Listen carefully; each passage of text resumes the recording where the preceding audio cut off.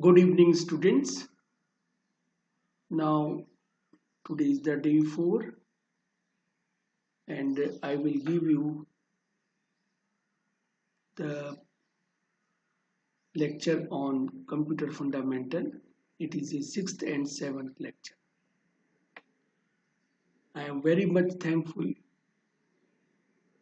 for School of Study in Physics, Vikram University, Jain, to give wonderful opportunity to interact with the students.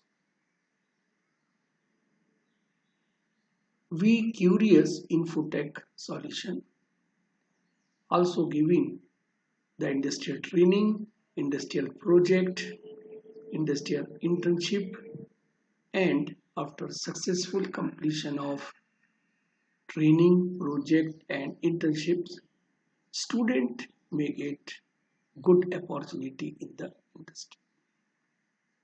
If any student want to involve in the curious, they may write application to our email ID. They may also advise to see our website. So let's start with the today's lecture.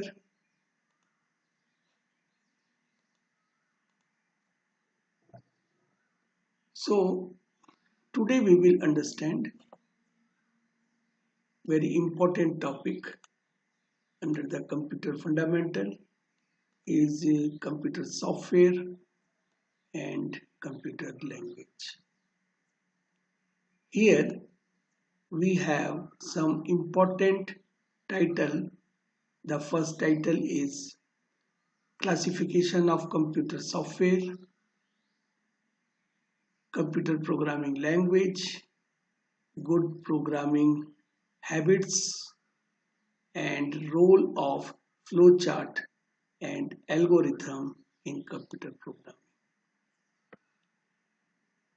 Now here we are showing very important pic of this level of your computer programming in the computer system. Let we have computer hardware. Now this computer hardware actually is the low level in the computer system. We are writing program in high level language. Now this programming should be convert into the next level, say the assembly language, and after that we have another conversion of this level to the machine language. As soon as this will convert into the machine language, we will get the run on the computer hardware. Now doing this all from top level to the bottom level, we also have one translation.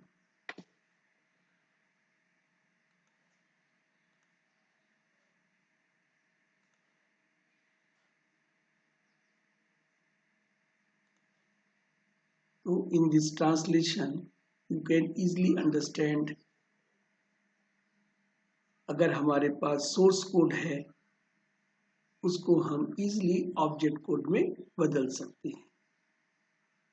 तो source code को high level language ही कहा जाता है और object code को machine language कहा जाता है. तो ट्रांसलेटर के थ्रू इस सोर्स कोड को ऑब्जेक्ट कोड में कन्वर्ट कर सकते हैं. तो यहाँ पे ट्रांसलेटर एक कंपाइलर को रिप्रेजेंट कर रहा है. तो आगे की क्लास में हम देखेंगे कि किस तरीके से ये स्टेप बाय स्टेप ट्रांसलेट करता है।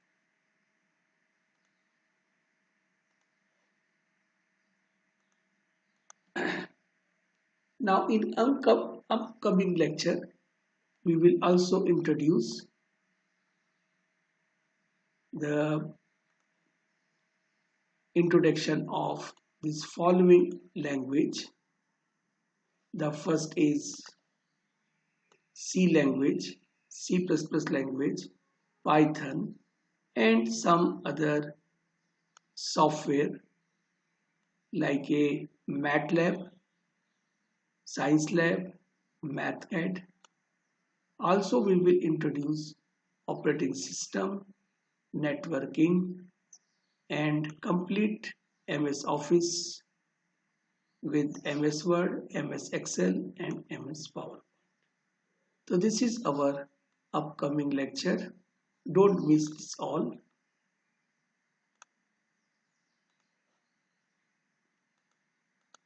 Now, very first, we will understand how we can classify our computer software.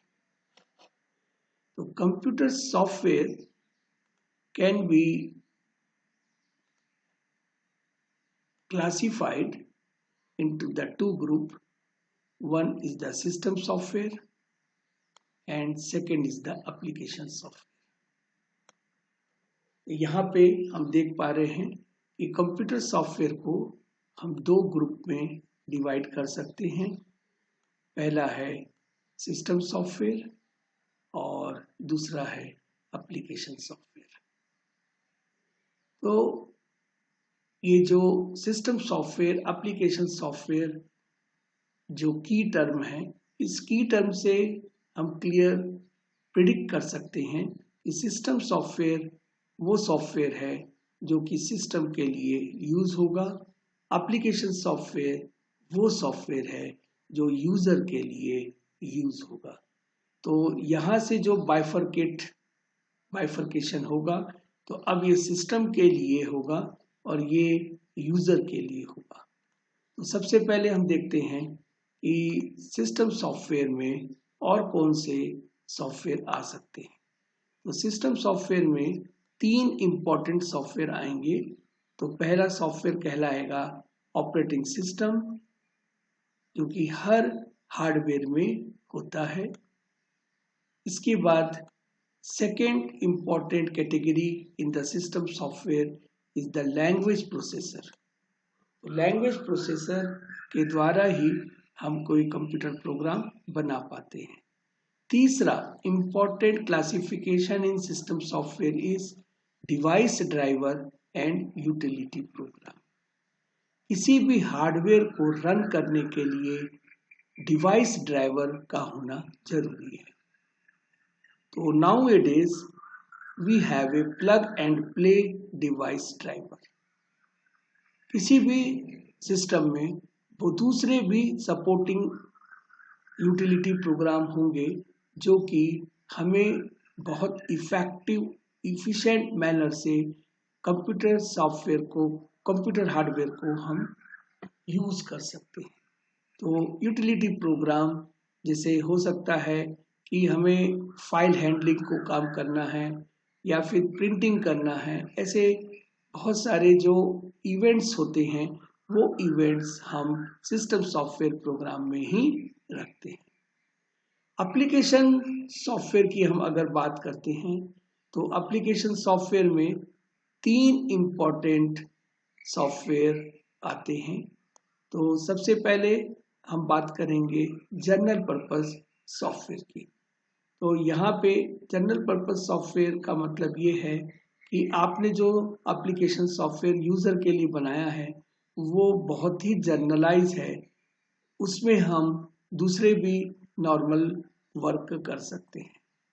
जैसे नोटपैड हमने बनाया है, तो नोटपैड में हम अधिकतर समय उसे एडिटर के रूप में भी यूज कर सकते हैं, प्रोग्राम भी उसमें टाइप कर सकते हैं। तो इस तरीके की बात को हम जनरल पर्पस सॉफ्टवेयर बोलेंगे। स्पेशलाइज सॉफ्टवेयर, स्पेशलाइज सॉफ्टवेयर में वो सॉफ्टवेयर होंगे जो कि केवल स्पेशल काम करते हैं, जैसे पेंट ब्रश है तो पेंट ब्रश में हम क्या बोलेंगे, it is a specialize software. उसके अंदर में जो भी आपको वर्क करना है वो इक्वलेंट टू एक्चुअली पेंट जैसा ही होगा। तो जब स्पेशलाइजेशन वर्ड आ जाएगा इसका मतलब है कि आपको वो सॉफ्टवेयर किसी पर्टिकुलर वर्क के लिए, पर्टिकुलर टास्क के लिए उसे यूज किया जाता है। कस्टमाइज सॉफ्टवेयर वो सॉफ्टवेयर होते हैं जो यूजर के नीड को पूरा करते हैं। Suppose we have a shop, अगर मेरे पास बेकरी का शॉप है तो मेरे पास एक सॉफ्टवेयर होगा जो according to my bakery item को डिस्प्ले करेगा, बेकरी आइटम को वो कस्टमर को एक्सप्लेन करेगा और कस्टमर जो उसके जो होंगे शॉप के वो उसमें उसे ले सकते हैं और they also get a invoice, they also get a bill, they can also pay for this type of the bakery item. तो this is called as a customise software. तो कस्टमाइज सॉफ्टवेयर वो सॉफ्टवेयर होंगे जिनके द्वारा हम अपने according, अपने requirement के अकॉर्डिंग सॉफ्टवेयर हम बना सकते हैं। लैंग्वेज प्रोसेसर को एक और कैटेगरी में हमें डिवाइड करके आगे इसे एक्सटेंस करके समझना पड़ता है। तो यहाँ पे लैंग्वेज प्रोसेसर 3 टाइप के प्रोसेसिंग लैंग्वेज कर सकता है। तो पहला हो गया असेंबलर, इंटरप्रेटर और कंपाइलर। तो ये तीनों ही ट्रांसलेटर के नाम से जाने जाते हैं। असेंबलर वो प्रोग्राम है जो असेंबली लैंग्वेज को ट्रांसलेट करता है और मशीन कोड में ट्रांसलेट करेगा। इंटरप्रेटर वो प्रोग्राम है जो हाई लेवल प्रोग्राम को लो लेवल प्रोग्राम में स्टेप बाय स्टेप कन्वर्ट करेगा। कंपाइलर वो प्रोग्राम है जो हाई लेवल प्रोग्राम को एक साथ ही कंपाइल करके लो लेवल प्रोग्रामिंग में ट्रांसलेट कर सकता है। तो ये इस तरीके से सॉफ्टवेयर का हम क्लासिफिकेशन समझ सकते हैं। चलिए अब हम देखते हैं किस तरीके से कंप्यूटर में सिस्टम सॉफ्टवेयर और एप्लीकेशन सॉफ्टवेयर का लेवल होता है। यहाँ पे इजीली आप समझ सकते हैं कि सबसे इनर लेवल जो होगा वो हार्डवेयर का होगा। तो सबसे इनर लेवल में देखिए हार्डवेयर को ही लिखा गया है। हार्डवेयर के ऊपर का जो लेवल होगा उसे हम बोलते हैं सिस्टम सॉफ्टवेयर। तो जब भी हार्डवेयर से हमें कुछ वर्क कराना है तो ये सिस्टम सॉफ्टवेयर ही उसे इंटरेक्ट करेगा कि उसे किस तरीके का वर्क करना है। अब ये सिस्टम सॉफ्टवेयर को हैंडल करने के लिए या तो सिस्टम होगा या तो फिर एप्लीकेशन सॉफ्टवेयर होंगे। तो ये एप्लीकेशन सॉफ्टवेयर सिस्टम सॉफ्टवेयर को रिक्वेस्ट करेंगे और सिस्टम सॉफ्टवेयर हार्डवेयर को रिक्वेस्ट करेगा और hardware according to application software system software के द्वारा उसे वर्क करके देगा। इसी तरीके से यूजर को अगर हार्डवेयर से कुछ वर्क कराना है, सपोज मुझे प्रिंटिंग कराना है तो मैं एप्लीकेशन सॉफ्टवेयर में उसे रिक्वेस्ट भेजूंगा। एप्लीकेशन सॉफ्टवेयर सिस्टम सॉफ्टवेयर को रिक्वेस्ट भेजेगा और सिस्टम सॉफ्टवेयर हार्डवेयर को रिक्वेस्ट भेजेगा। जब रिक्वेस्ट ग्रांट हो जाएगी, एक्सेप्ट हो जाएगी, हार्डवेयर उसको करने के लिए बाध्य हो जाएगा तो हमें यहाँ पर ग्रांट एक्नॉलेजमेंट मिलेगा और हम अपने प्रिंटिंग को स्टार्ट कर सकते हैं। तो इस तरीके से हमने अभी समझा कि application software, system software user और हार्डवेयर के बीच में कौन से लेयर में होता है। अब हम समझते हैं कि सिस्टम सॉफ्टवेयर में, एप्लीकेशन सॉफ्टवेयर में और हार्डवेयर में किस तरीके की टर्मिनोलॉजी हम लोग यूज करते हैं। सपोज करिए कि आपके पास हार्डवेयर है, तो हार्डवेयर में हम टर्मिनोलॉजी जो यूज करते हैं वो है सीपीयू, डिस्क, हार्ड डिस्क या फिर फ्लॉपी डिस्क या कॉम्पैक्ट डिस्क। जिस तरीके की ये डिस्क होगी इसमें हम सेकेंडरी स्टोरेज का यूज करेंगे, उसे डिस्क कहा जाता है। माउस पॉइंटिंग डिवाइस हो गया। प्रिंटर से हम कोई भी डॉक्यूमेंट का प्रिंट ले सकते हैं। तो it is known as a hardware. अगर मैं सिस्टम सॉफ्टवेयर की बात करूं तो यहाँ पे दो इम्पोर्टेंट सॉफ्टवेयर हमें बनाने पड़ते हैं। पहला है ऑपरेटिंग सिस्टम और दूसरा है यूटिलिटी प्रोग्राम। तो ये दोनों सॉफ्टवेयर आपके सिस्टम सॉफ्टवेयर और इस लेयर में उसे प्लेस किया जाता है। एप्लीकेशन सॉफ्टवेयर में हमें जो एप्लीकेशन बनाना है, से हो सकता है जैसे हमें इंटरनेट में कुछ एक्सेस करना है तो हमारे पास होगा इंटरनेट ब्राउजर। तो ये एक एप्लीकेशन सॉफ्टवेयर है जो कि खासकर इंटरनेट को इंटरेक्ट कर सकता है। इसी तरीके से डेटाबेस का सॉफ्टवेयर होगा जो केवल रिकॉर्ड्स और कस्टमर के डेटाबेस को हैंडल करेगा। वर्ड प्रोसेसर डॉक्यूमेंट को प्रोसेस करने के लिए वर्ड प्रोसेसर एप्लीकेशन बनाया जाता है। स्प्रेडशीट आपके पास एक्सेल की शीट होगी जिसके अंदर में हम रिकॉर्ड मेंटेन करते हैं, उसे भी एप्लीकेशन सॉफ्टवेयर बोलेंगे। तो इसका प्लेसमेंट यहीं पर होगा। कंप्यूटर गेम, अगर आपको कंप्यूटर में गेम्स खेलने हैं तो उसके लिए भी सॉफ्टवेयर बनाने पड़ते हैं और जो बनाएंगे वो सॉफ्टवेयर इसी लेवल में यहाँ पे ये प्लेस होता है।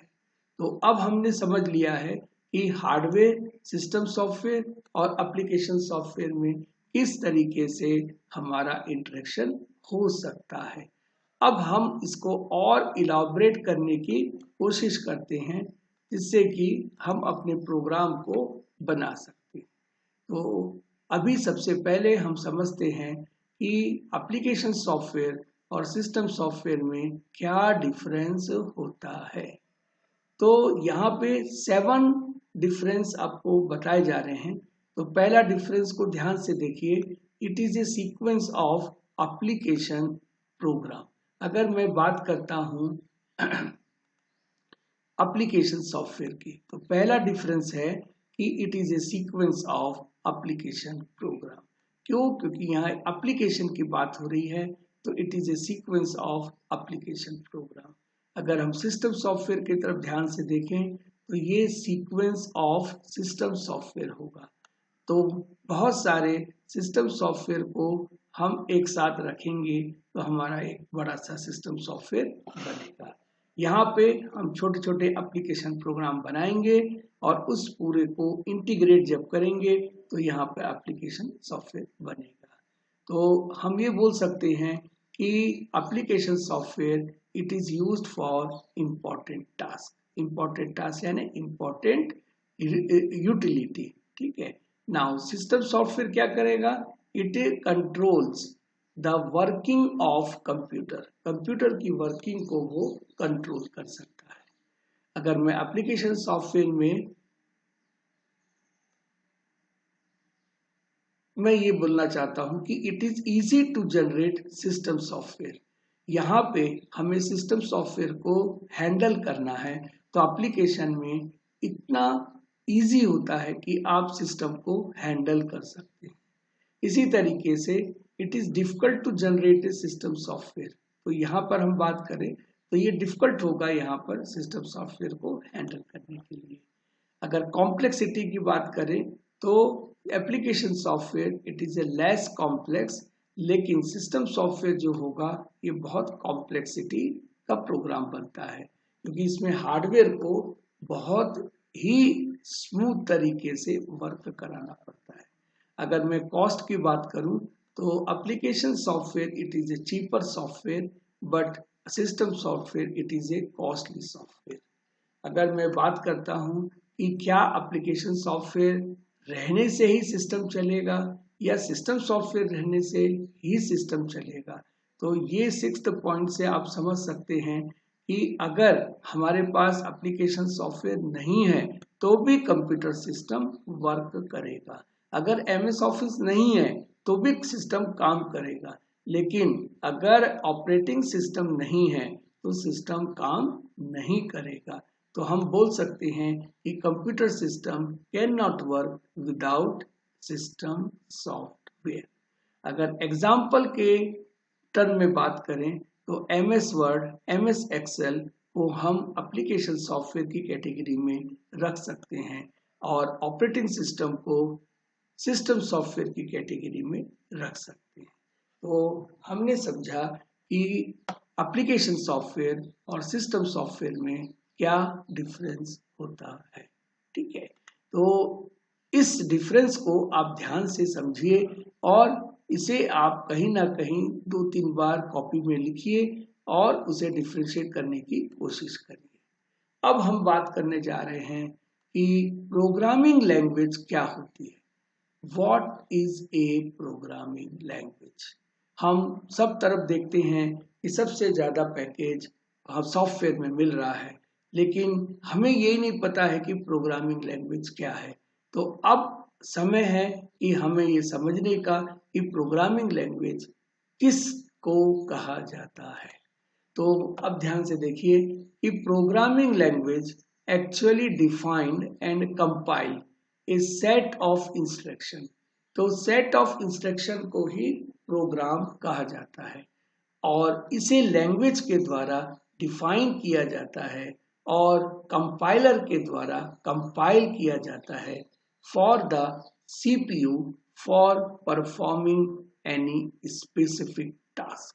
तो ये कंप्यूटर के द्वारा ही काम होना है, तो जो लैंग्वेज बनेगी वो सीपीयू को ही रिप्रेजेंट करती है और यहाँ पे हम कोई स्पेसिफिक टास्क को करने के लिए ही प्रोग्राम बनाएंगे।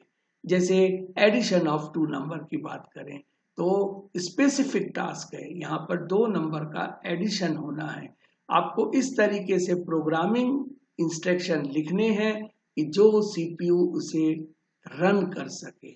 अगर मेरे पास में सपोज कोई सीपीयू के जगह अगर मैं बात करता हूँ पर्सन की, अगर मैं हिंदी जानता हूँ तो अगर आप हिंदी में लिखेंगे तो मैं उसे डिफाइन कर सकता हूँ, मैं उसे कंपाइल कर सकता हूँ और मैं समझ सकता हूँ कि आप क्या चाहते हैं।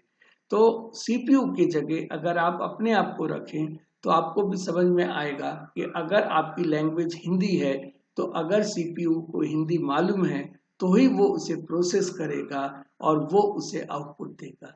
अगर सीपीयू को इंग्लिश मालूम है और आपको हिंदी मालूम है, इसका मतलब है कि मुझे हिंदी लैंग्वेज को इंग्लिश लैंग्वेज में कन्वर्ट करना पड़ेगा और मेरा सीपीयू इंग्लिश में काम करेगा और आपको आउटपुट उसी के अकॉर्डिंग प्रोवाइड करेगा। तो इस तरीके से हम समझ सकते हैं कि प्रोग्रामिंग लैंग्वेज की क्या रोल रिस्पॉन्सिबिलिटी होती है।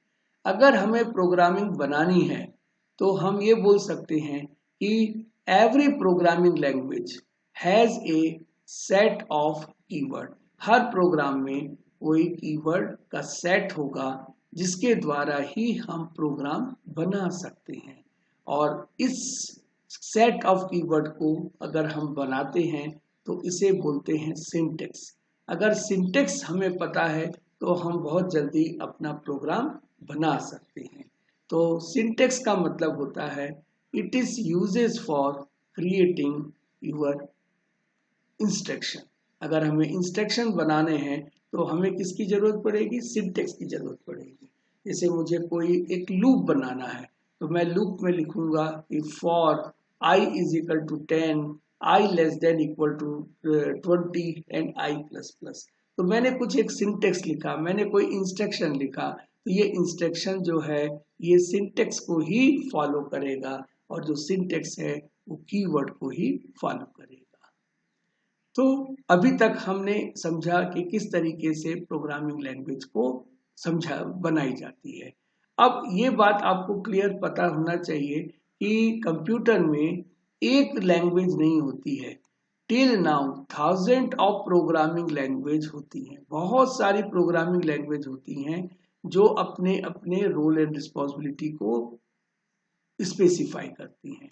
तो all of them have their own specific purpose. Her language का अपना एक मोटो होगा, अपना एक टारगेट होगा, अपना एक मिशन होगा, उसी को वो पूरी करती है।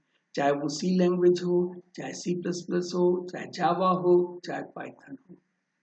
अब मैं ये बोलना चाहता हूँ कि ऑल ऑफ दिस लैंग्वेज जितनी भी लैंग्वेज होती हैं they have a variation in term of level of abstraction.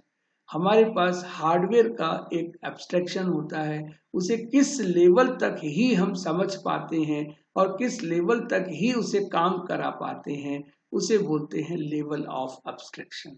Actually ये हमें प्रोवाइड करता है हार्डवेयर को इफेक्टिव यूज करने के लिए। तो दिस इज वेरी इंपॉर्टेंट कि कौन सी लैंग्वेज कितना लेवल ऑफ एब्स्ट्रैक्शन हमें प्रोवाइड करती है। इसी तरीके से हम बोल सकते हैं कि a few of this language provide less and no abstraction at all while other provide very high abstraction of your concept। तो हमारे पास अगर बहुत ज्यादा समझने की बात है तो हम उस लैंग्वेज को उस तरीके से ही यूज कर पाएंगे। अगर मैं लेवल ऑफ एब्स्ट्रैक्शन के बेस पर प्रोग्रामिंग को डिवाइड करूं तो प्रोग्रामिंग दो लेवल में बनाई जा सकती है। पहली है लो लेवल लैंग्वेज और दूसरी है हाई लेवल लैंग्वेज। तो यहाँ से हमें इम्पोर्टेंट एक इंफॉर्मेशन मिली कि लेवल ऑफ एब्स्ट्रैक्शन के बेस पर हम दो लेवल में बात कर सकते हैं, एक तो लो लेवल लैंग्वेज में और एक हाई लेवल लैंग्वेज में।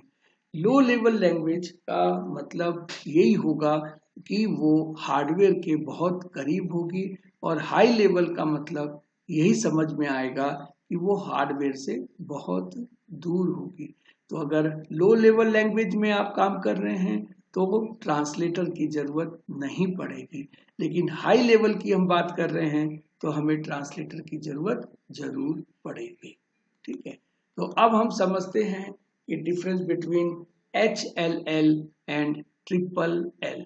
तो देखिए यहाँ पे मैंने इसे एब्रीवेशन के नाम से लिया है, high level language and low level language.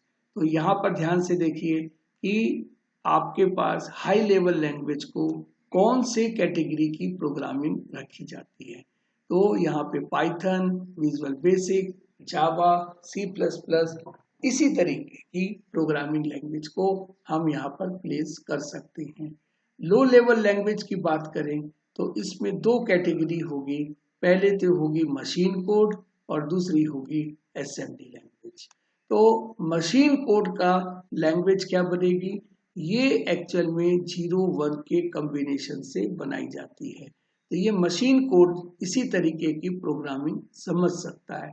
Machine digital होने के कारण केवल 1 और 0 को ही रिकॉग्नाइज करता है, और 1 और 0 को अगर हम इस तरीके का कॉम्बिनेशन बनाते हैं तो जरूर कुछ ना कुछ ये कोड रिप्रेजेंट करता है और इस कोड को हम रिकॉग्नाइज करते हैं। असेंबली लैंग्वेज में अगर हम बात करें तो इसी कोड को हम एब्रीवेशन के तरीके से लिख सकते हैं, जैसे LDA यानी load in accumulator something, add in the accumulator with 93, then store the value in a output. तो इस तरीके के कुछ एब्रीवेशन यहाँ पर दिखे हुए हैं, इसे आप एब्रीवेशन ही बोलेंगे और ये abbreviation actually micro processor base बने होते हैं।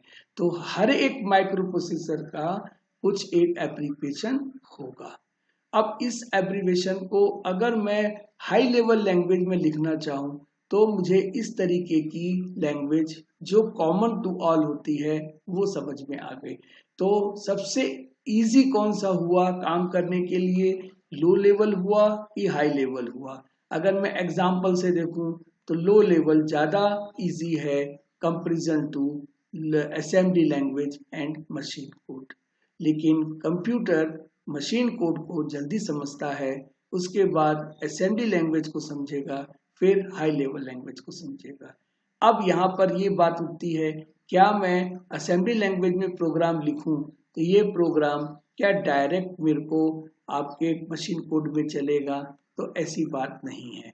यहाँ पे आपको समझना पड़ेगा कि इसके लिए हमें ट्रांसलेटर की जरूरत पड़ती है। इसी तरीके से अगर ये प्रोग्राम हमें रन करना है हाई लेवल का प्रोग्राम, तो भी हमें ट्रांसलेटर की जरूरत पड़ेगी जो इस तरीके के इंस्ट्रक्शन को ये 01 के फॉर्म में ट्रांसलेट करेगा। तो डिस्क्रिप्शन में अगर मैं समझाना चाहूँ आपको, तो देखिए लो लेवल लैंग्वेज एक्चुअली एग्जीक्यूट करती है बाइनरी कोड को, और it produce either bye compiler, interpreter और असेंबलर। तो ये एग्जीक्यूट होगा इस तरीके से। नाउ असेंबली लैंग्वेज की प्रोग्राम ट्रांसलेट होगा असेंबलर के द्वारा। One statement translate into one machine code instruction. तो इंस्ट्रक्शन बाय इंस्ट्रक्शन इसको ट्रांसलेट करना पड़ता है। नाउ हाई लेवल लैंग्वेज जो होती है ये इंडिपेंडेंट टू हार्डवेयर होती है। अगर हम बात करें असेंबली लैंग्वेज की और मशीन कोड की, ये हार्डवेयर डिपेंडेंट होगी।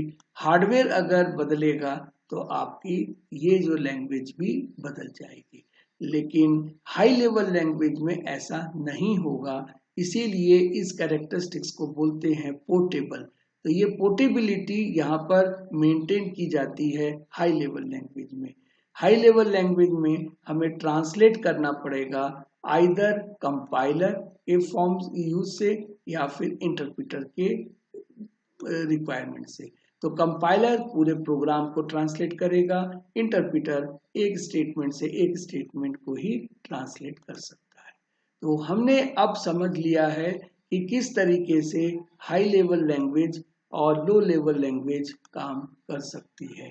तो इसे आप जरूर अपने माइंड में रखिए और फिर आप प्रोग्रामिंग पर अपना कंसेप्ट बना सकते हैं। तो अब मैं बात कर रहा हूँ ट्रांसलेटर को और आगे समझाने के लिए लैंग्वेज प्रोसेसर को हमें समझना पड़ेगा। तो लैंग्वेज प्रोसेसर के लिए हमारे पास में लैंग्वेजेस होंगी, जैसे कि जावा है, C++ है, पाइथन है।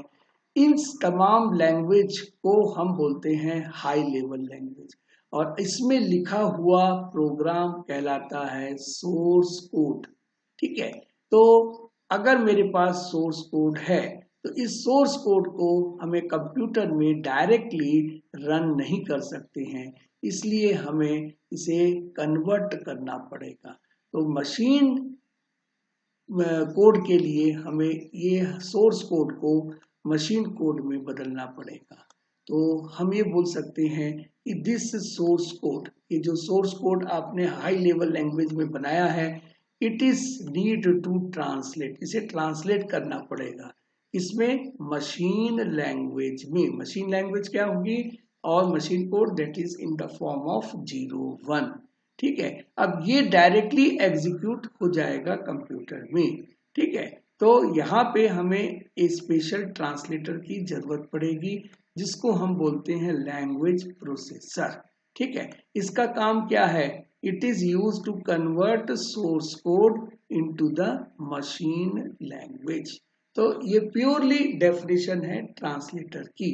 तो ट्रांसलेटर क्या करता है, convert source code into machine language. तो हाई लेवल सोर्स कोड को मशीन लैंग्वेज में ट्रांसलेट करता है। तो अब हमने समझ लिया है कि लैंग्वेज प्रोसेसर क्या होता है और लैंग्वेज प्रोसेसर में किस तरीके का ट्रांसलेटर काम कर सकता है। अगर मैं बात करूं कि कौन कौन से टाइप की लैंग्वेज प्रोसेस होती है, तो हम इजली बोल सकते हैं कि 3 टाइप का ट्रांसलेटर होता है। पहला इंटरप्रेटर, दूसरा कंपाइलर और तीसरा असेंबलर। ठीक है, तो सबसे पहले देखिए आपके पास में क्या है, इंटरप्रेटर है, देन कंपाइलर है और असेंबलर है। इन तीनों को कंपैरिजन अगर हम करते हैं तो सबसे पहले हमें मिलता है कि इंटरप्रेटर जो है वो हाई लेवल लैंग्वेज को मशीन कोड में बदलता है। कंपाइलर भी हाई लेवल लैंग्वेज को मशीन कोड में बदलता है, लेकिन असेंबलर जो होता है असेंबली लैंग्वेज को मशीन कोड में ट्रांसलेट करता है। तो ये 3 इंपॉर्टेंट कंसेप्ट हैं जो कि आपको समझने पड़ेंगे। अगर मैं बोलूं कि इंटरप्रेटर क्या करेगा, line at A time he translate कर सकता है। आपने एक लाइन, आपके प्रोग्राम में 10 लाइन है, तो पहले लाइन को वो ट्रांसलेट करेगा, अगर वो सही है तो वो दूसरे लाइन को ट्रांसलेट करेगा। इसी तरीके से अगर पूरे लाइन ठीक है तो आपका प्रोग्राम एग्जीक्यूट होगा। लेकिन अगर कंपाइलर की बात करें तो ये पूरे कोड को एक बार में रन कंपाइल करेगा और जो लाइन में जो गलतियां हैं उसे वो रिप्रेजेंट करेगा। अगर कोई एरर नहीं है, आपका लक बहुत अच्छा है, आपका ब्रेन बहुत अच्छा है, आपने बहुत अच्छे से प्रोग्रामिंग की है, तो you have very much congratulation कि आपका एक ही टाइम में पूरा प्रोग्राम कंपाइल हो जाएगा और आप उसे रन कर सकते हैं। लेकिन इसी तरीके से अगर हम असेंबलर की बात करें तो यहाँ पर भी uses a processor instruction that will be convert to the machine language। ठीक है, तो ये आपको इम्पोर्टेंट डिफरेंस और important concept respect to the language processor आपको पता होना चाहिए। Now interpreter actually needed every time you run the program। जब भी हमें प्रोग्राम को बनाना है तो इंटरप्रेटर से अगर हम काम कर रहे हैं तो हमें हर बार उसे रन करना पड़ेगा। क्यों? क्योंकि यहाँ पर एग्जीक्यूटेबल फाइल नहीं बनती है। लेकिन कंपाइलर से अगर आप काम कर रहे हैं तो आपकी फाइल एग्जीक्यूटेबल बन सकती है और आप एक बार में कंपाइल करने के बाद उसे हर बार रन कर सकते हैं। आपको कंपाइलर की जरूरत बाद में नहीं पड़ेगी। इसी तरीके से it will run quickly as conversion between two low level language is just reliant to the processor instruction set in the assembler. अगर हम बात करें इंटरप्रेटर की तो it will return a list of error found on which line. तो हमें पता चलता है कि कौन से लाइन में किस तरीके का एरर है। नाउ कंपाइलर में भी you will get A this type of the error, her line का आपको पूरा मिलेगा। नाउ अगर हम बात करें स्पीड की तो it will run more slowly as it is being translated every time the code is run. तो इंटरप्रेटर बहुत स्लो चलता है लेकिन कंपाइलर की स्पीड बहुत फास्ट होती है। तो इसीलिए जब भी हमें यूज करना है तो हमें इसके कंसेप्ट को नहीं भूलना चाहिए। अगर हमको कंसेप्ट याद है तो ही हम कंप्यूटर में काम कर सकते हैं बहुत अच्छे ढंग से। Otherwise you will get a very much burden to work in the computer. अगर हम बात करते हैं कि कौन कौन सी अच्छी हैबिट होती है प्रोग्रामिंग की, तो ये आपको समझनी चाहिए कि प्रोग्राम बनाते समय किस तरीके का आपको एक्चुअली इम्पोर्टेंट रोल रिस्पॉन्सिबिलिटी लेनी चाहिए। तो पहली बात है clarity and simplicity of the expression. आपके पास जो भी एक्सप्रेशन है उसे आप क्लियर लिखने की कोशिश करें, उसे सिंपल लिखने की कोशिश करें। तो expression are use to implement particular task. कोई भी चीज को बनाने के लिए, कोई भी टास्क को बनाने के लिए एक्सप्रेशन ही एक हमारे पास टूल होता है। तो ये एक्सप्रेशन के द्वारा ही हम टास्क बना सकते हैं। और ये जो एक्सप्रेशन बनता है वो कॉम्बिनेशन ऑफ ऑपरेटर का हो सकता है, ऑपरेंड हो सकता है या फिर कांस्टेंट हो सकता है। तो इस तरीके के आपके एक्सप्रेशन बन सकते हैं। अगर मैं कोई एक्सप्रेशन का एक एग्जांपल लिख के बताता हूँ, देखिए अगर ये एग्जांपल है आपके पास तो आप समझ सकते हैं। जैसे मैंने एक एक्सप्रेशन लिखा है C is equal to 2 + A। तो देखिए यहाँ पर ध्यान से कि मैंने एक एक्सप्रेशन लिखा है। अब इस एक्सप्रेशन में देखिए क्या क्या चीजें हैं। इसमें सबसे पहले तो ऑपरेटर को समझ लीजिए। ये जो प्लस है ये ऑपरेटर है, इजिकल टू जो है वो ऑपरेटर है। ऑपरेंड क्या है? इसके अंदर में दो ऑपरेंड है, एक तो 2 है, एक A है। तो 2 जो ऑपरेंड है वो कांस्टेंट है और A जो ऑपरेंड है वो वेरिएबल है। तो अगर A की वैल्यू मेरे को पता है सॉरी A की वैल्यू पता है, suppose A is equal to 10 है, तो यहाँ पे C की वैल्यू आपको मिल सकती है। तो अगर मैं इस A की वैल्यू को यहाँ पर रिप्लेस करूंगा 10 से, तो 10 + 2 यानी C की वैल्यू यहाँ पर 12 हो जाती है। तो इस तरीके के एक्सप्रेशन आपको कंप्यूटर में पर्टिकुलर टास्क के लिए बनाने पड़ेंगे। अगर मैं ये बोलूं कि आपका जो भी एक्सप्रेशन है प्रोग्राम का वो अंडरस्टूड होना चाहिए यूजर के लिए, और अगर यूजर समझ रहा है तो आपका सीपीयू भी समझ रहा है। अगर सपोज करिए आपके पास एक एग्जांपल के तौर में ये वाला एक्सप्रेशन लीजिए। अब ये एक्सप्रेशन को ध्यान से देखेंगे तो आपको पता चलेगा कि ये जो एक्सप्रेशन ये एग्जैक्टली बहुत ही कॉम्प्लिकेटेड एक्सप्रेशन दिख रहा है ना। ये जो एक्सप्रेशन है बहुत ही कॉम्प्लिकेटेड है। अगर इस एक्सप्रेशन को क्लियर बनाना है, सिंपल बनाना है, तो देखिए हमारे पास में इस तरीके के रूल हो सकते हैं कि आपने क्या बनाया, x1 बनाया तो आपने इस पार्ट को अलग कर दिया। It is known as a your one part as a x1। इसके बाद x2 बनाते हैं तो x2 क्या कर रहा है, ये इस पार्ट को अलग कर दे रहा है, ये पार्ट को हमने अलग कर दिया। इसी तरीके से अब इसको कंबाइन कर लीजिए तो x is equal to x1 minus x2। तो यहाँ पर ये एक पार्ट है, यहाँ पर ये एक पार्ट है। इन दोनों को किससे ऑपरेट कर रहे हैं, माइनस से कर रहे हैं। तो हम ये लिख सकते हैं यहाँ पर कि x is equal to x1 minus x2। ठीक है, तो इस तरीके के एक्सप्रेशन को, इस तरीके के प्रोसीजर को ही हम बोलते हैं simplicity of expression. It is A clarity in the expression. तो आप इस तरीके से अगर बनाते हैं तो जरूर आपको एम्बिग्यूटी प्रॉब्लम में नहीं होगी। तो ये पहला आपको हैबिट यूज करना पड़ेगा। अब देखिए दूसरा हैबिट की बात करते हैं हम। तो दूसरे हैबिट में आपको क्या करना है कि जो भी वेरिएबल का नाम लेना है वो बेसिकली आपको क्लियर रखना चाहिए। आप चाहे तो एक कैरेक्टर का भी नाम रख सकते हैं, आप चाहे तो एक से ज्यादा कैरेक्टर का नाम रख सकते हैं। तो यहाँ पे आप एक से ज्यादा वर्ड भी यूज कर सकते हैं। तो मैं आपको बताना चाहता हूँ कि यहाँ पे आपको जो भी लेटर यूज करना है वो है कैपिटल ए से कैपिटल जेड, स्मॉल ए से स्मॉल जेड, और आप डिजिट का भी यूज कर सकते हैं। अगर आपको दो वर्ड को जोड़ना है तो आप अंडरस्कोर का भी यूज कर सकते हैं।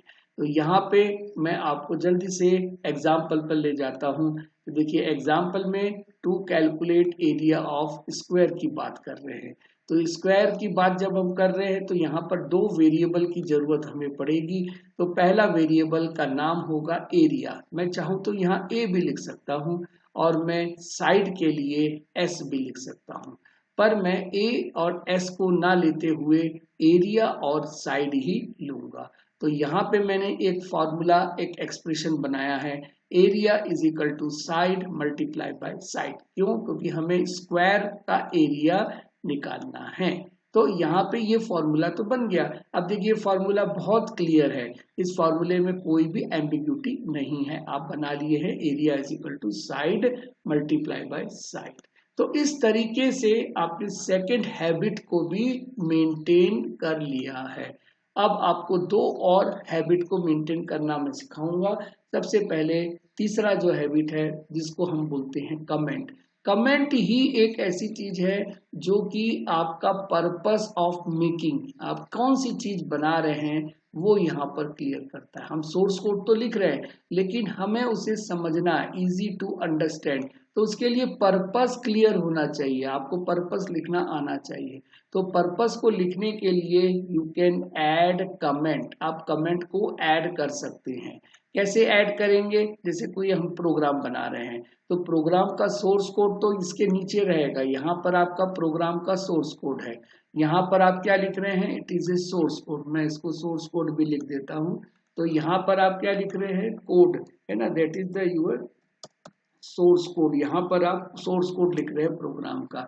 अब इस प्रोग्राम का नाम क्या है, इस प्रोग्राम का नाम है write a program to print welcome. तो इस कमेंट को अगर आप यूज करेंगे तो ये सोर्स कोड का भी मुझे टास्क समझ में आ सकता है। तो ये थर्ड हैबिट भी आप जरूर याद रखें, तो आपकी प्रोग्रामिंग पर एक्चुअली कोई भी प्रॉब्लम नहीं आएगी।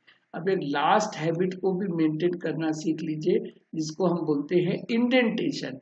तो इंडेंटेशन का मतलब क्या है, इंडेंटेशन का मतलब है कि स्पेस एंड टैब। आपको अगर स्पेस और टैब यूज करने हैं तो आपको क्या यूज करना पड़ेगा, इंडेंटेशन यूज करना पड़ेगा।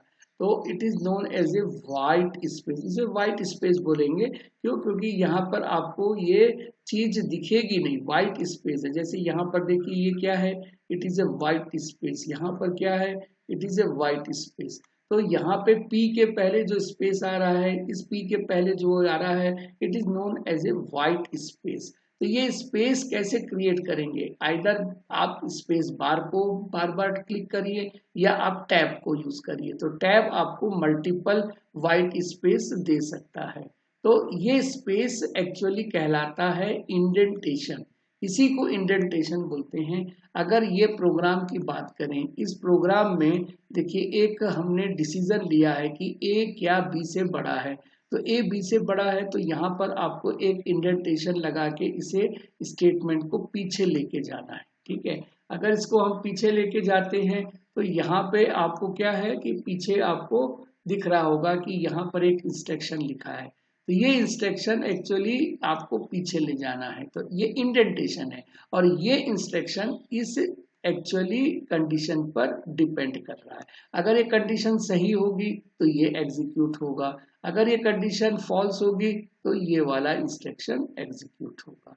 तो इस तरीके से आप अपने आप को परफेक्ट बना सकते हैं प्रोग्रामिंग में। तो ये 4 इंपॉर्टेंट हैबिट है, इसको आप जरूर याद रखेंगे। अब इन हैबिट को हम आगे मैनेज करते हैं अपने प्रोग्रामिंग में। तो मैं जल्दी से कुछ आपको केस स्टडी बताता हूं जिससे कि आपको भी प्रोग्राम बनाने में इजी जाएगी। अब आपको सबसे पहले समझना है प्रोग्राम बनाने में 2 इंपॉर्टेंट टूल्स का यूज होगा, एक तो फ्लो चार्ट का और दूसरा एल्गोरिथम का। तो फ्लो चार्ट क्या है, फ्लो चार्ट एक diagrammatic representation of an algorithm है।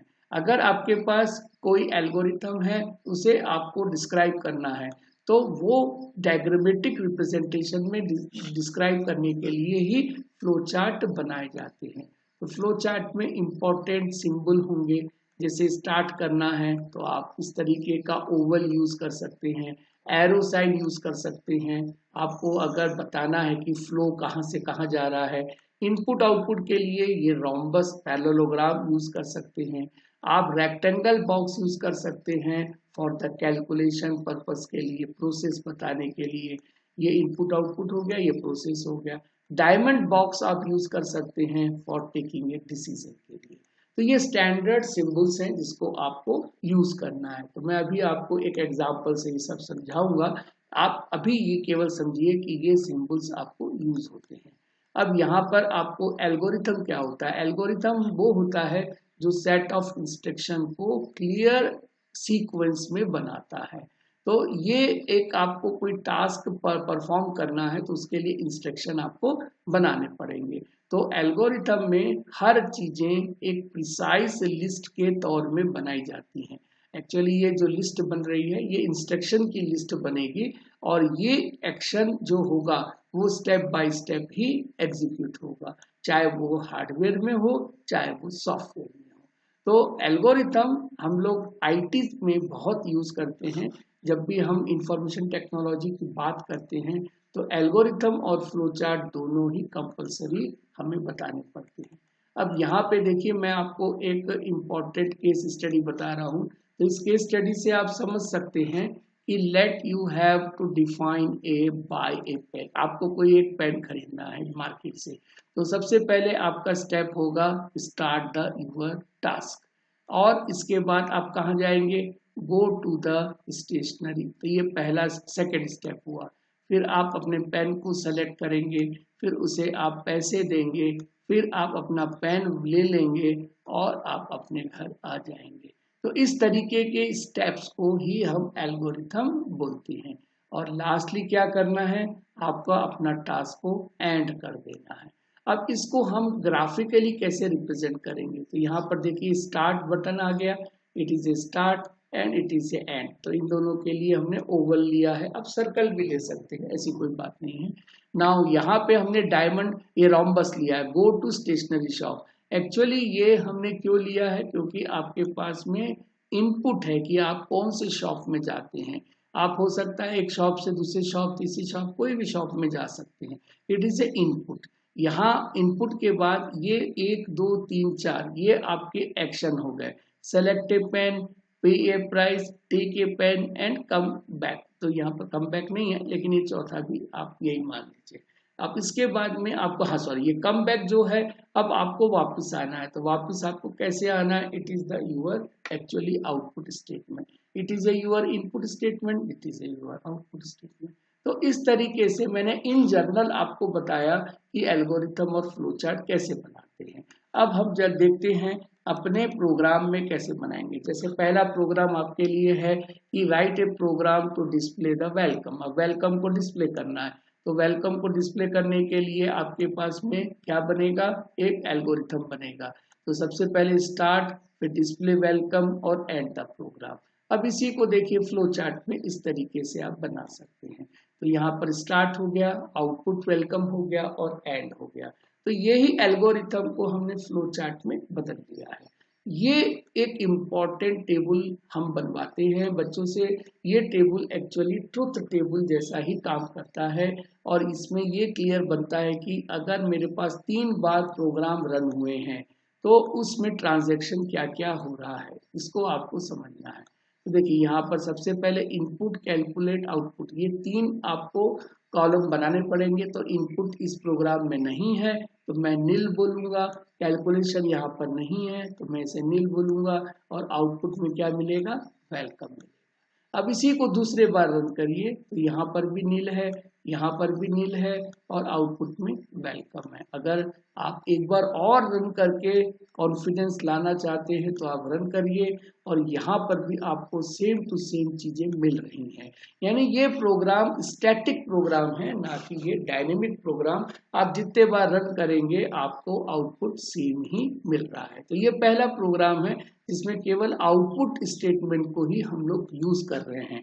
अब तीसरा प्रोग्राम देखते हैं। दूसरा प्रोग्राम देखिए यहाँ पे कि आपको 2 नंबर को वैल्यू ऐड करनी है।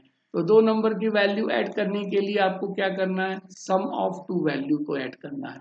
तो यहाँ पे ध्यान से देखिए कि हमने इनपुट लिया है एक्स वाई, यहाँ पर इनपुट लिया है एक्स वाई। इसके बाद find the sum is equal to x plus y, ये आपका क्या है? कैलकुलेशन प्रोसेस स्टेप है। नाउ डिस्प्ले दिस सम, तो ये आपका क्या आ गया? आउटपुट स्टेटमेंट आ गया। तो it is A input, it is A output, दोनों के लिए सेम टाइप का ब्लॉक लगेगा। तो इस तरीके से आपने अगर प्रोग्राम को डिस्प्ले करना है तो भाई इस तरीके का फ्लो चार्ट बना लीजिए आप। अब एक्शन स्टेटमेंट को समझने के लिए ये टेबल बना लीजिए।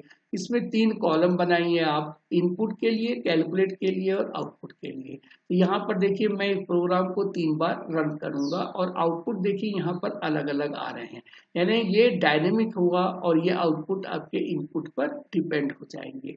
तो सबसे पहला इनपुट आप देखिए एक्स और वाई है। तो मैंने एक्स लिया है 0, वाई लिया है 0। अब कैलकुलेशन करना है तो मैं सम का इक्वेशन बनाऊंगा और यहाँ पर 0 + 0 रखूंगा, तो मुझे आउटपुट क्या मिलेगा? 0। तो अब मुझे कंफर्म हो गया कि मुझे 0 ही आउटपुट मिल रहा है। अब मैं सेकेंड पेयर लेता हूँ 1 और 2। तो ये 1 और 2 इक्वेशन में रखेंगे तो 1 + 2 आपको 3 हो गया। तो आउटपुट में कितना मिला? 3 मिला। अब तीसरा केस लीजिए आप 10 और 20, और आप कंफर्म कर लीजिए कि आपको आउटपुट यहाँ पर तीसरा मिलेगा और वो करेक्ट 30 होगा। तो इस तरीके से आप अपने प्रोग्रामिंग को जब तक इसे फैक्ट में नहीं बना लेंगे, इस ऑब्जर्वेशन में नहीं बना लेंगे, तब तक प्रोग्राम कितना भी अच्छा कर लें आपको समझ में नहीं आएगा। लास्ट प्रोग्राम हम देखना चाह रहे हैं कि एरिया ऑफ सर्कल का। तो यहाँ पे एरिया ऑफ सर्कल का फॉर्मूला क्या है? It is a area is equal to pi into r है।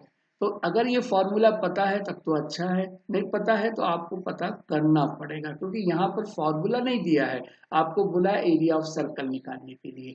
तो ये आपको पता करना पड़ेगा कि इस फॉर्मूले में कांस्टेंट क्या है और वेरिएबल क्या है। तो पाई को मैं कांस्टेंट मानूंगा क्योंकि इसकी वैल्यू हमें इनपुट करने की जरूरत नहीं होगी, लेकिन रेडियस को आप इनपुट करना पड़ेगा क्योंकि ये आपके लिए ऑलवेज वेरी करेगा रेडियस। अब यहाँ पर आपको लास्ट बनाना है डिस्प्ले द एरिया। अब एरिया को आप डिस्प्ले कर दीजिए। तो इस तरीके के इंस्ट्रक्शन को एल्गोरिथम हम बोलेंगे। अब इसी को आप जल्दी से फ्लो चार्ट में बना लीजिए। तो फ्लो चार्ट में आपने देखा कि रेडियस हम इनपुट ले रहे हैं और उसके बाद कैलकुलेशन कर रहे हैं और आउटपुट डिस्प्ले कर रहे हैं। तो ये मेरा पुराना स्टैंडर्ड आ गया। अब आपको कोई डाउट नहीं रहेगा। अब मेरे ख्याल से अब आप बहुत अच्छे से प्रोग्राम बना सकते हैं। अब ये पूरे प्रोग्राम एक्चुअल में सिंपल प्रोग्राम कहला रहे हैं। हम ऐसे पूरे प्रोग्राम आपको सिखाते हैं, करीब करीब मान के चलिए कि 50 प्रोग्राम से ज़्यादा प्रोग्रामिंग आपको हम सिखाते हैं। तो अगर आप पूरी तरीके से समझना चाहते हैं तो आप अपने को हमारे साथ में जोड़िए और हमसे आप अच्छी ट्रेनिंग लीजिए और अच्छे से आप चीज़ों को प्रोजेक्ट बनाइए और हम आपको इंटर्नशिप भी कराएंगे और आपको हो सकता है कि अपॉर्चुनिटी देंगे कि आप कहीं ना कहीं प्लेस हो सकते हैं। तो मैं आशा करता हूं कि आपने आज बहुत अच्छे से चीज़ समझी होगी। तो नेक्स्ट वीडियो के लिए आप ज़रूर इसको सब्सक्राइब कीजिए और इसे अच्छा लगे तो लाइक करिए। Thank you.